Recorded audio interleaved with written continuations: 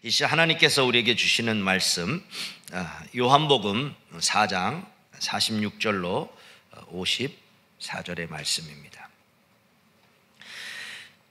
예수께서 다시 갈릴리 가나에 이르시니 전에 물로 포도주를 만드신 곳이라. 왕의 신하가 있어 그의 아들이 가버나움에서 병들었더니 그가 예수께서 유대로부터 갈릴리로 오셨다는 것을 듣고 가서 청하되 내려오셔서 내 아들의 병을 고쳐주소서 하니 그가 거의 죽게 되었음이라. 예수께서 이르시되 너희는 표적과 기사를 보지 못하면 도무지 믿지 아니하리라. 신하가 이르되 주여 내 아이가 죽기 전에 내려오소서. 예수께서 이르시되 가라 내 아들이 살아있다 하시니 그 사람이 예수께서 하신 말씀을 믿고 가더니 내려가는 길에서 그 종들이 오다가 만나서 아이가 살아있다 하거늘 그 낳기 시작한 때를 물은즉 어제 7시에 열기가 떨어졌나이다 하는지라. 그의 아버지가 예수께서 내 아들이 살아있다 말씀하신 그때인 줄 알고 자기와 그 온 집안이 다 믿으니라. 이것은 예수께서 유대에서 갈릴리로 오신 후에 행하신 두 번째 표적이니라. 왕의 신하의 믿음 하는 제목으로 말씀 증거하겠습니다. 우리는 요한복음 1장에서 11장까지에 나와 있는 7가지의 표적을 살펴보고 있습니다. 지난 시간에는 예수님께서 갈릴리 가나 홀례식에서 포도주가 떨어졌을 때에 그 포도주를 물로 포도주로 변화시키는 기적을 베푸시는 것을 살펴보았고요. 오늘은 동일한 장소인 그 갈릴리 가나에서 왕의 신하의 아들이 병들어 거의 죽게 되었는데 말씀 한마디로 그 아들이 살아나는 그 표적을 살펴보겠습니다. 오늘 본문은 예수님이 지도를 보시면 사마리아의 수가성을 떠나 다시 갈릴리 가나에 이르셨을 때에 왕의 신하가 있어 그의 아들이 가버나움에서 병들었다로 시작합니다. 한 사람이 예수님을 찾아왔는데 그 당시 그 분봉왕이었던 헤롯 왕의 신하였습니다. 이 헤롯 왕은 베들레헴에서 탄생하신 아기 예수님을 죽이려 했던 헤롯 왕의 4아들 가운데 한 명이었습니다. 아기 예수님을 죽이려 했던 그 헤롯 왕이 죽자 유대 땅을 4개로 나눠서 그 4아들이 유대 땅을 다스리게 되었습니다. 갈릴리 지역은 이 헤롯 왕과 같은 이름을 가진 그 분봉왕 헤롯이 통치를 했는데요. 오늘 본문의 왕의 신하는 가버나움에서 살고 있었습니다. 그 왕의 신하에게는 외아들이 하나 있었는데 거의 죽게 되었습니다. 우리 한글 성경은 외아들로 나오지 않습니다만 원어에 보면 외아들입니다. 학자들은 이 신하가 오늘날의 장관이나 차관급 정도 되는 그런 높은 지위의 사람이었을 것이다 라고 말합니다. 자, 여러분, 그 정도의 위치라고 하면 이스라엘에서 유명하다고 하는 의사는 다 알 수 있고 그에게 가서 진료를 받을 수 있는 재력도 있었을 것입니다. 좋다는 약은 아마 다 먹었을 것이고 좋다는 치료는 다 받아보았을 것입니다. 그러나 거의 다 죽게 되는 그런 상황입니다. 아들의 병이 낫지를 않고 점점 더 심해져 거의 죽을 지경에 이른 이 상황에서 어떻게 하면 좋지 고민을 하던 차에 예수님께서 갈릴리로 오셨다는 소문을 들었습니다. 그 전에 이미 예수님께서 물로 포도주를 만들었다는 그 소식을 들었고 또 예수님이 그 예루살렘에서 수가성에서 많은 기적을 베풀었던 것을 그가 익히 들고 있었기 때문에 예수님이 좀 근처에 계시면 얼마나 좋을까라고 그렇게 아쉬워하던 차에 마침 예수님이 갈릴리에 오셨다는 얘기를 듣고 지금 예수님이 계시는 그 갈릴리 가나로 찾아가게 된 것입니다. 왕의 신하였기에 권세가 있으니까 그 아래 신하들을 보낼 수 있습니다. 그가 타고 있는 마차를 보낼 수도 있습니다. 그러나 그는 직접 예수님을 찾아왔습니다. 여러분이 지도에서 보시다시피 저 가버나움은 갈릴리 호수 근처에 있는 해변 마을입니다. 가나는 여러분 그림에서 오른쪽에 동그라미를 쳐놨죠. 산지입니다. 가버나움에서 가나로 가려면 저 호수 그 해안길을 따라서 내려와서 산으로 올라가야 됩니다. 학자마다 이제 30km에서 한 40km 정도까지도 이야기를 합니다. 우리 큐티책에는 34km로 나와 있는데 제가 조사한 바로는 37km가 됩니다. 막달라도 나오고 있죠. 이렇게 우리 육안상으로 봤을 때도 저게 지금 올라가는구나, 산지에 가나가 있구나라는 것을 알 수가 있습니다. 얼마나 걸렸을까? 시간이 오늘 이 본문을 해석하는 데 있어서 시간이 조금 중요한데요. 자, 저는 37km로 보았습니다.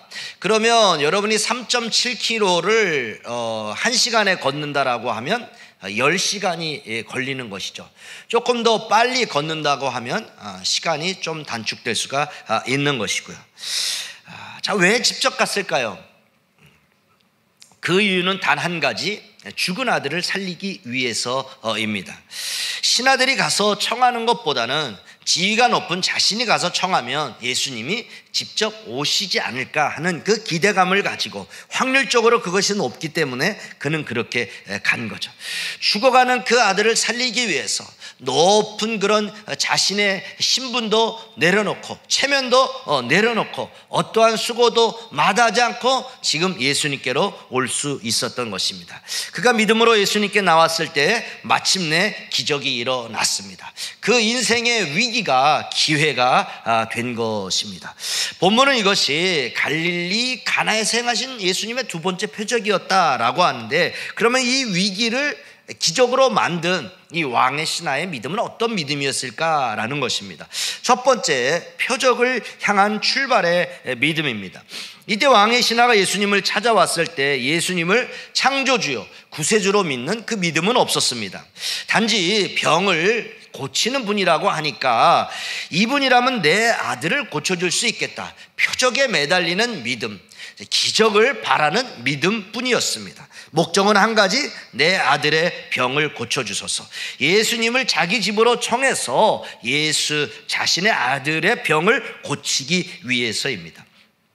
예수님은 이 왕의 신하가 체면을 버리고 먼 길을 달려서 예수님께로 달려온 것을 알고 있었습니다. 그럼에도 불구하고 예수님은 왕의 신하와 그 주변에 있는 그 갈릴리 가나의 사람들을 향해서 이렇게 책망하셨습니다. 48절이요. 너희는 표적과 기사를 보지 못하면 도무지 믿지 아니하리라. 그곳에 모인 그 사람들은 예수님을 향하여 어떤 표적을, 기적을 베풀어 주시기만을 원하고 그것을 바라보고 있었던 것이죠. 예수님은 그 사람의 마음 상태를 아시고 그들의 영적인 상태를 아시고 이와 같이 책망을 하신 것입니다. 오늘 예수님은 우리를 향해서 이렇게 물을 겁니다. 너희가 나를 찾아온 이유가 무엇이냐? 병 고침을 받기 위해서냐? 떡 먹고 배부르기 위해서냐? 너희가 가진 어떤 문제를 해결하기 위해서냐? 우리는 어떻게 대답해야 되겠습니까? 갈릴리 사람들처럼 우리도 표적을 보아야만 믿겠다는 그런 낮은 수준의 초보 신앙에 머물러서는 안 될 것입니다. 이런 예수님의 책망을 듣게 되었을 때 왕의 신하의 반응은 어떠해야 되겠습니까? 오 주여, 내가 믿습니다. 내 믿음 없는 것을 도와주시옵소서 라고 그렇게 반응해야 될 텐데, 자기 아들의 병, 이 책망에도 아랑곳하지 않고 49절에 보니까 주여 내 아이가 죽기 전에 내려오소서, 자기 아들의 병을 고쳐달라고 재촉합니다. 자기 아들이 죽어가고 있으니까 빨리 출발해서 가버나움으로, 이제 가나에서 내려가서 가버나움으로 가서 내 아들을 고쳐주십시오 간청하고 있습니다. 예수님은 창조주십니다. 예수님은 그리스도 만왕의 왕이십니다. 못 고칠 질병이 없는, 말씀 한마디로 천지를 창조하신 그 분이시기 때문에 꼭 가버나움에 가야만 고칠 수 있는 분이 아니죠. 그러나 왕의 신하는 예수님이 자기 아들이 살아있을 때만 고칠 수 있다라고, 대면해서 기도해 주셔야만 고칠 수 있다라고 생각을 했기 때문에 얼른 가버나움으로 가자고 지금 재촉하고 있는 것입니다. 두 번째요, 이렇게 아들이 죽어가는 인생의 위기 앞에서 예수님을 찾아가 간청하며 재촉한 왕의 신하의 믿음은 어떻게 응답을 받았습니까? 50절에 보니까 가라, 내 아들이 살아있다 말씀하시니 그 사람이 예수께서 하신 말씀을 믿고 가더니. 자, 예수님은 자기와 함께 가버나움으로 가서 아들을 고쳐달라고 한 그 신하를 따라서 가지 않으시고 이렇게 말씀했단 말이죠. 가라, 내 아들이 살아있다. 여기 살았다라는 말을 원어 헬라어로 보니까 현재형입니다. 현재 네 아들이 살아있다. 회복되어 살아있으니까 근심하지 말고 걱정하지 말고 그냥 믿고 네 집으로 가면 된다, 이 말씀입니다. 이 말씀에 신하가 어떻게 반응하죠? 드디어 믿음으로 반응합니다. 예수께서 하신 말씀을 믿고 혼자서 가버나움으로 돌아갔습니다. 눈에 보이는 표적만을 구하던, 자신의 아들을 고치기를 원하는 그 표적만을 구하던 낮은 초보의 신앙의 믿음의 단계에서 이제 그 말씀을 믿고 나아가는 좀 더 자라난 표적을 일으키는, 기적을 일으키는 믿음으로 성장되어 나아갔던 것입니다. 자, 돌아가던 중에 어떻게 됩니까? 그의 종들을 만났습니다. 아마 왕의 신하는 그 종들을 보고 아마 어쩌면 가슴이 철렁 내려 앉았을 것입니다. 내 아들이 죽어서 그 소식을 전하러 왔는가. 왕의 신하는 아이가 살아있다는 기쁜 소식을 듣습니다. 그리고 왕의 신하는 바로 예수님이 고쳐주셨구나 라고 바로 깨닫고는 그 시간이 언제냐고, 언제 내 아들이 일어났느냐라고 묻는데 어제 7시에 열기가 떨어졌다라고 대답을 합니다. 자, 어제 7시, 여기서 해석을 할 때 그냥 어제라고 해도 되고요. 근데 저는 아들이 죽어가고 있는데 과연 잠을 잤을까? 그래서 이 어제는 유대인들은 저녁 해진 후부터 그 다음 해 뜰 때까지, 그게 이제 밤이지 않습니까? 그러니까 낮 동안이 하루란 말이죠. 그러니까 지금 이 시기 예수님이 고쳐주신 시간은 7시면 그 7시에서 6을 더하면 1시란 말이에요. 그러니까 낮 1시예요. 그러면 이 사람이 빠른 걸음으로 걸어가면 몇 시간이면 그 37km를 갈 수 있으니까, 또 내려가는 길이었으니까 저녁 때가 아닐까. 저녁에 이 신하들을 만나지 않았을까. 그러니까 해가 졌으니까 벌써 어제 1시가 되는 거죠. 이해가 되십니까? 제가 제대로 이해를 시키고 있는 겁니까? 그러니까 그들이 볼 때는 지금 저녁에 해가 진 밤이기 때문에 어제 7시, 어제 1시였어요. 어제 점심때였습니다. 그러니까 이 어제 1시, 낮 1시라고 하는 그 예수님이 네 아들이 살아있다라고 한 그 시간인 것을 알고는 그가 이제 살아계신 그 주님을 구원주로 모셔드리게 되는 겁니다. 사랑하는 여러분, 예수님께는 못 고칠 질병이 아주 없습니다. 죽은 자도 다시 살리셨습니다. 나인성 과부의 아들을 살리셨습니다. 회당장 나이로의 딸도 살려내셨습니다. 베다니의 나사로는 죽은 지 사흘 되어 냄새가 났지만 그도 살려내신 전능하신 우리 주님이십니다.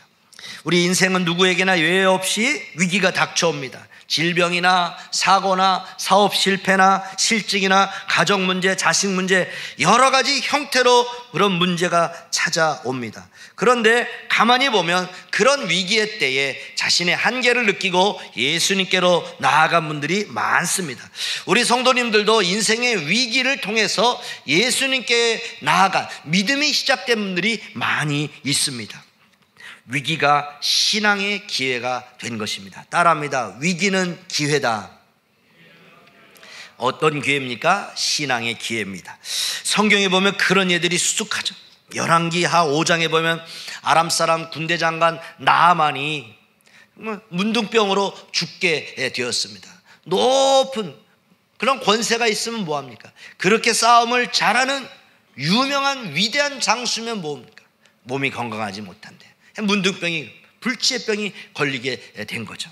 근데 이스라엘에서 그 전에 잡아와서 이렇게 일을 시키던 종으로 종으로 사용하던 그 소녀가 이제 자신의 나라의 엘리사 선지자를 소개해 주었습니다.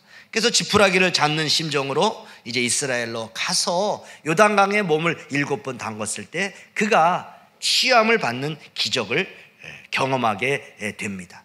인생의 위기를 만났지만 정말로 그 엘리사에게 나아갔을 때 정말 하나님의 은혜로 말미암아 그가 고침을 받게 된 것입니다. 그의 위기가 오히려 기회가 되고 축복의 기회가 된 것입니다. 그러나 위기의 상황에 하나님을 찾지 않고 이방신을 찾아간 사울은 비참하게 전쟁터에서 죽게 되는 그런 실패한 인생을 살게 됩니다. 그가 하나님을 찾아가야 됨에도 불구하고 접신한 여인을 찾아감으로 말미암아 그런 인생을 실패하는, 결론적으로 실패한 인생을 살게 된 것입니다. 여러분은 위기의 때에 누구를 찾아가십니까? 1940년 9월 15일 영국이 독일과의 전투에서 위대한 승리를 거둔 날입니다. 독일군 폭격기들이 엄청난 기세로 영국을 향하여 날아오고 있었습니다. 당시 영국은 폭격기가 없었대요. 그냥 속수무책으로 당할 수밖에 없는 그런 위기의 상황입니다. 당시 공군 전투부대 사령관 아우딩은 이렇게 고백을 합니다. 이 사건은 달리 설명할 길이 없습니다. 하나님의 개입으로 역사의 흐름을 바꾸어 놓은 엄청난 사건이었습니다. 아니, 폭격기 하나 없는 영국이 어떻게 그 독일군을 싸워서 이겼냐, 이 얘기입니다. 노만 그롭이 탁월한 중보기도의 사람들이라는 책에 나오는데요, 이 기적은 리즈 하월즈의 중보기도 때문입니다. 그렇게 그가 써놨습니다. 독일 폭격기들이 쳐들어올 때 리즈 하월즈는 목숨을 걸고 하나님 앞에 기도를 하는데요, 당시 웨일즈 성경학교 학장이었습니다. 독일군이 쳐들어온다, 위기다, 우리는 폭격기도 없는데 저 엄청난 기세로 쳐들어온다. 그래서 그가 아침에 1시간, 점심에 1시간, 저녁 7시부터 12시까지 5시간, 하루 7시간 동안 기도를 하였습니다. 공격이 절정에 달할 때는 금식하며 기도를 하였습니다. 독일군이 물러가기 직전 기도에서 하웰즈는 기도자들에게 이렇게 말했습니다. 독일이 공격하니까 불안합니까? 우리는 이 공습에서 확실히 구원받을 것을 믿어야 됩니다. 나치 속의 역사는, 마귀의 세력은 곧 멸망할 것입니다. 고귀한 생명을 보호하시려고 하나님이 개입할 것입니다. 그리고선 계속 기도할 때 독일군이 물러갔다고 합니다. 사랑하는 여러분, 그런 역사의 문제, 나라의 위기 속에서도 건져주시는 하나님, 여러분의 개인의 위기 속에서도 건져주실 줄 믿습니다. 갑자기 생각지도 못했는데, 준비하지 못했는데 우리 인생 속에 이 왕의 신하의 아들처럼 그런 위기 속에 우리가 만날 때가 있는 것입니다. 그럴 때에 사람을 찾아가지 마시고 인간의 방법을 사용하지 마시고 하나님께로 나아가는 여러분 되시기를 바랍니다. 마지막 세 번째, 이 왕의 신하는 예수님이 그에게 내 아들이 살아있다 말씀하신 바로 그때 아들의 열기가 떨어진 것을 알고 예수님을 믿게 되었습니다. 그리고는 자기와 그 온 집이 다 믿으니라. 즉시 예수님의 증인이 되어서 그 온 집안 사람들에게 예수님을 전했습니다. 그의 온 집안이 전도를 받아 모두 다 예수를 믿었다. 요한복음 오늘 4장 54절에 보니까 요한은 이것은 예수께서 유대에서 갈릴리로 오신 후에 행하신 두 번째 표적이니라 그랬습니다. 예수님이 왕의 신하의 아들을 고친 이 두 번째 표적의 목적이 무엇일까요? 요한복음 2장 11절 지난주 말씀을 보면 예수께서 이 첫 표적을 갈릴리 가나에서 행하여 그의 영광을 나타내심에 제자들이 그를 믿으니라. 오늘 43절에 보니까 아버지가 예수께서 내 아들이 살아있다 말씀하신 그때인 줄 알고 자기와 그 온 집안이 다 믿으니라. 첫 표적을 통해서는 예수님의 제자들이 예수님을 믿었습니다. 오늘 두 번째 표적을 통해서는 왕의 신하와 그의 가족들과 그의 종들이 예수님을 믿었습니다. 사랑하는 여러분, 그 왕의 신하에게 아들이 죽어가는, 하나밖에 없는 아들이 죽어가는 그 절대절명의 위기의 순간이 찾아왔지만 오히려 그것이 구원의 기회가 된 것입니다. 자기만 구원받은 것이 아니고 자기 아들도 구원받고 자기의 가족들도, 자기에게 있는 그 종들도, 성경은 그렇게만 나와 있지만 더 많은 사람들에게 그 예수님을 전하지 않았겠습니까? 여러분 인생에 갑자기 어떠한 위기가 닥쳤을 수도 있습니다. 그것은 예수님이 여러분을 부르는 사인입니다. 예수님이 여러분을 부르는 소리로 알고 예수님께로 나아가는 여러분 되시기를 바랍니다. 그러나 그 문제만을 바라보시면 안 됩니다. 마치 오늘의 표적이 가나라고 하는 동일한 장소에서 일어났는데 물로 포도주로 만든 그 사건, 기적을 일으키는 그 물질적인 표적만을 바라는 그 가나의 혼인잔치에 물로 포도주로 만든 그 사건만을 기억하는 사람이 있습니다. 동일한 장소에서 왕의 신하의 질병을 말씀 한마디로 고친 그 예수님도 있는데 그런 그 영적인 부분, 그 능력의 부분은 바라보지 못하고 물질적인 부분만 바라보는 그런 사람이 있습니다. 우리는 가나에서 왕의 신하의 아들을 말씀 한마디로 고치셔서 영원한 생명을 주신 것을 잊지 말아야 됩니다. 이 표적을 일으키는 예수님의 의도와 목적은 영혼 구원입니다. 영생을 주시기 위함입니다. 예수님께서 길이 멀고 귀찮아서 가버나움으로 가시지 않은 것이 아니지 않습니까? 내려가다 보면 하루길이 늦어질 것이고 그 아들이 죽지 모를 때문에 안 가신 것도 아닙니다. 사람들로 하여금 예수님은 말씀 한마디도 병을 고칠 수 있는 능력의 하나님이심을 선포하시기 위해서, 그들에게 알려주시기 위해서, 생명을 주시는 예수님을 믿게 하기 위해서입니다. 이 세상에는 가나의 혼인잔치에 포도주가 떨어진 것과 같고 하나밖에 없는 아들이 죽어가는 것과 같은 인생의 위기를 만난 분들이 참 많습니다. 처음에는 믿음이 없어서 오직 그 문제만을 해결해 달라고, 그 문제 때문에 기복적인 믿음을 가지고 하나님께로 나올 수 있습니다. 그러나 그것이 접촉점이 되고 그것이 계기가 되어서 오늘 이 왕의 신하처럼 예수님을 믿게 되는, 오히려 기적을 만나는 그런 믿음으로, 구원 얻는 믿음으로 자라게 되는 것을 보게 됩니다. 그런데 문제는 그 복음이 나에게서 멈추면 안 된다는 것입니다. 오늘 왕의 신하처럼 자신이 기적을 체험하고 예수님을 만났는데 그 복음이 자신에게서 멈추는 것이 아니라 옆 사람에게, 가족에게 그 복음, 그 하나님의 은혜가 흘러가도록 해야 되는 것입니다. 예수님의 소원은 영혼 구원입니다. 예수님은 이 일을 위해서 오셨습니다. 십자가의 대속의 사건을 마치고 하늘로 승천하시면서 예수님의 제자들에게 이 복음을 너희가 대신 전하라고 대위임령을 우리 가운데, 제자들에게 또한 우리 가운데 말씀하신 것입니다. 2021년을 시작하면서 하나님께서 여러분에게 붙여주신 VIP의 명단은 누굽니까? 여러분을 통해서 예수님을 믿게 하려고 하시는 분이 누굽니까? 여러분이 그 사람에게 구원의 징검다리, 구원의 통로가 되어야 될 사람이 누구입니까? 그의 영혼 구원을 위해 하나님은 필요하다면 죽어가는 그 아들을 살릴 수도 있고 물을 포도주로 만드는 기적을 일으킬 수도 있는 것입니다. 기적의 목적은 생명, 영혼 구원입니다. 이 사실을 믿으시고 여러분의 문제를 가지고 주님 앞에 나아가서 그 하나님을 만나고 그 하나님을 경험하고 그 하나님을 자랑하며 간증하는, 쓰임받는 축복의 주인공 되시기를 주님의 이름으로 축복합니다. 이제 찬양을 하는데요, 내 마음의 찬양, 여러분 인생의 찬양이 무엇이 있습니까? 저는 하나님을 실수하지 않으신다네. 오늘 이 가사를 한번 좀 보십시오. 제가 97년에 이제 IMF로 인해서 사역하던 교회가 이제 다른 교회에 팔리면서 흡수 통합되어서 3일 만에 이제 잘리게 되었습니다. 이제 98년 초에 4개월을 이제 사역지 없이 쉬게 되었는데요. 그때 제 한 친구가 인천 미랄 선교단을 이제 만들게 되었는데, 그때 이제 가서 이렇게 예배를 드리는데 지체 장애자였던 형제가 이렇게 앉아서 기타를 치며 이 찬양을 불렀습니다.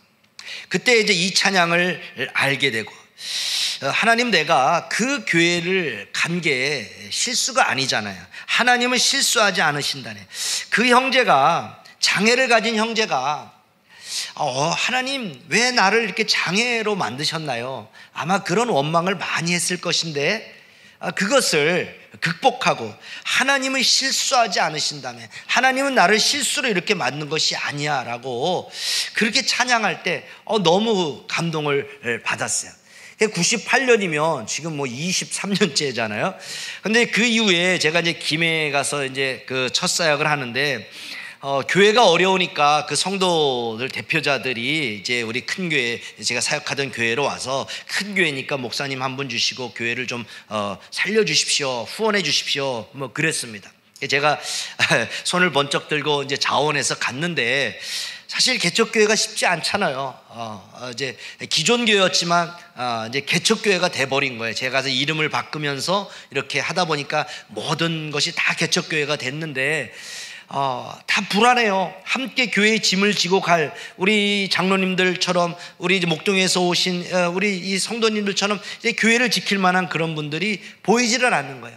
다 그냥 불 꺼질까봐 제가 늘 이렇게 뒤에서 엉덩이 이렇게 이제 막 바람을 일으키는 그런 뭐 좌불안석 같은 그런 불안함 속에서도 계속 가고 있는 그런 상황 속에, 처음에 너무 전도가 안 되고 힘드니까 이제 남묘호랑교 그가 앞에 있었습니다.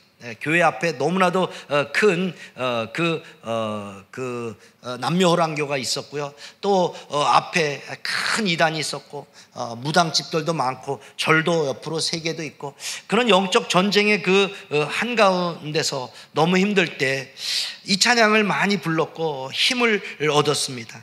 내가 걷는 이 길이 혹 굽어도는 수가 있어도, 내 심장이 울렁이고 가슴 아파도, 내 마음속으로 여전히 기뻐하는 까닭은 하나님은 실수하지 않으신다네.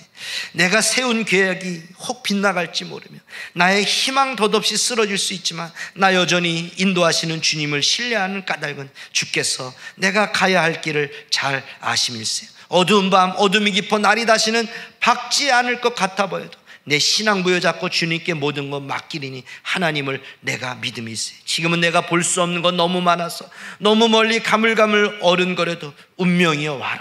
나 두려워 아니하리. 만사를 주님께 내어 맡기리. 그러면 차츰차츰 안개는 걷히고 하나님 지으신 빛이 뚜렷이 보일 것이다. 가는 길이 온통 어둡게만 보여도 하나님은 실수하지 않으신다. 제 인생의 찬양입니다. 여러분 가운데 오늘 이 찬양을 들어야 할 분이 있기 때문에, 이 찬양으로 하나님 만나주시길 원하기 때문에 이 찬양을 우리에게 허락하신 줄 믿습니다. 다시 찬양을 하며 주님 앞에 나아갑시다.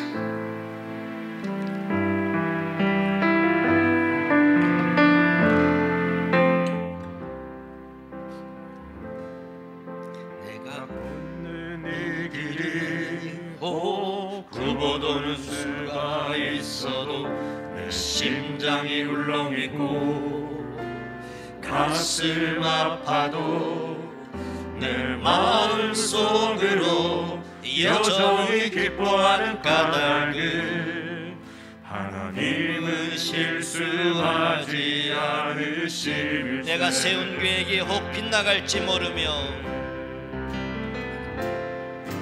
내가 세운 계획이 혹 빗나갈지 모르며, 나의 희망 덧없이 쓰러질 수 있지만, 희망 덧없이 쓰러질 수 있지만, 나 여전히 인도하시는 주님을 신뢰하는 까닭은 주께서 내가 가야 할 길을 잘 아심일세.